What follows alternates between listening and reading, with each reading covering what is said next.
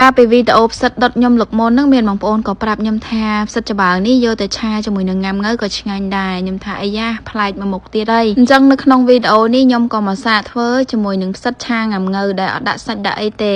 គ្រឿងផ្សំដំបូងហ្នឹងគឺខ្ញុំមានផ្សិតស្លឹកខ្ទឹមហើយនិងម្ទេសផ្សិតហ្នឹងគឺខ្ញុំទិញគេមកជាង3ខាំបងប្អូនដោយសារតែមួយខាំ1500អញ្ចឹង3ខាំវា45លោះហើយអ្នកលក់គាត់ថែមមកខ្ញុំបន្តិចទៀតហើយគាត់គិតតម្លៃ5000ហ្មងទៅអញ្ចឹងវាជាង3ខាំហើយនេះគឺងាំងើបើសិនជាបងប្អូនធ្វើផ្សិត3ខាំទៅខ្ញុំដាក់ងាំងើតែមួយគ្រាប់ទៅបានហើយកុំឲ្យជូរខ្លាំងពេកអញ្ចឹងណាក្នុងវីដេអូផ្សិតរបស់ខ្ញុំទាំងពីរហ្នឹងមានបងប្អូនថាផ្សិតនេះគឺមានតម្លៃថ្លៃហើយពិបាករកទិញតាមពិតខ្ញុំអត់ដឹងថាតំបន់បងប្អូនពិបាកទិញឬក៏ថ្លៃបែបម៉េចទេតែនៅខាងខ្ញុំផ្សិតនេះក៏សម្បូរគួរសមដែរ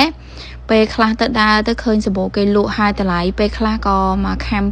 2000ជួនទៅក៏មកខាំ1500អញ្ចឹងទៅអត់ទៀងទេខ្ញុំឃើញមានខមមិនខ្លះប្រាប់ថាផ្សិតនឹងតម្លៃមកខាំដល់តែ5000ខ្ញុំស្ដាប់ហើយគឺពិតជាមានអារម្មណ៍ថាថ្លៃខ្លាំងមែនតើខាងខ្ញុំគឺអត់ដល់ប៉ុណ្្នឹងទេ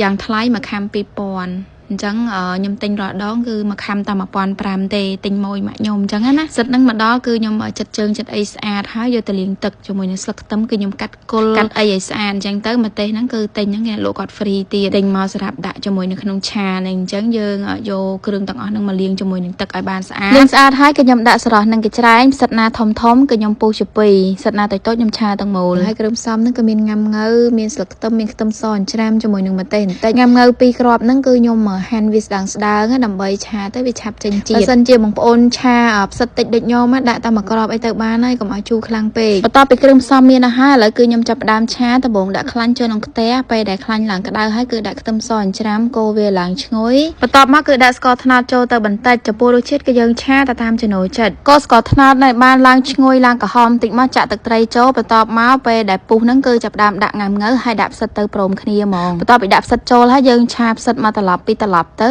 មកចាំថែមទឹកទេទុកតាពុះមួយសន្ទុះទៅគឺវាចេញទឹកពីផ្សិតមកហើយ